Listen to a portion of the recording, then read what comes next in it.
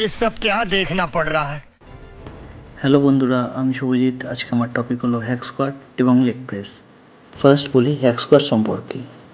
তোমরা সবাই জানো হ্যাক স্কোয়াট লেগসের জন্য কতটা গুরুত্বপূর্ণ একটা এক্সারসাইজ, বাট এখনকার জেনারেশনের ছেলেমেয়েরা ভিডিও বানিয়ে সোশ্যাল মিডিয়াতে দেখানোর জন্য হ্যাক স্কোয়াটে অনেক ওয়েট চাপিয়ে দেয়। এর ফলে তারা এরর ওয়ানে যেমন দেখানো হয়েছে সেই রকমভাবে অল্প বসে আবার উঠে যায়, এবং এরর টুতে যে ভুলটা দেখানো হয়েছে সেটা নর্মালি বিগিনাররা করে থাকে। একটু ওঠার পর পুরো পাটা স্ট্রেট করে দেয়, এটাও পুরোপুরি ভুল। ফার্স্ট হ্যাক স্কোয়াটে তোমরা এমন ওয়েট নাও যাতে তোমরা প্রপার বসতে পারো এবং উঠতে পারো, যেমন ভিডিওতে আমি দেখিয়েছি।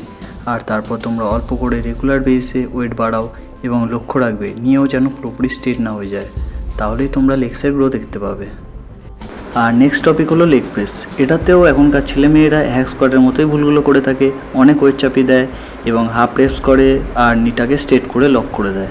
এতে তোমাদের ভিডিওগুলোতে অনেক লাইক, কমেন্ট অ্যান্ড ভিউস আসবে হয়তো, বাট তোমাদের লেগসের মাসেলের কিছু ইমপ্রুভমেন্ট হবে না।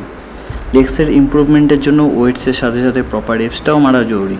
আর হ্যাঁ, আমাদের এই লেগ প্রেসের মেশিনের পা রাখার প্যাডটা কার্ভ করা, তাই আমাকে লেগসের মাসেলের কানেকশনের জন্য পাটা একটু উপরে করে রাখতে হয়। বাট যেটা আমার ওল্ড জিম, সূর্যা জিম, যেখানে আমি ছোটো থেকে জিম করা স্টার্ট করি আর এখনও মাঝে মাঝে যাই, সেখানে এই প্যাডটা পুরোপুরি ফ্ল্যাট করা।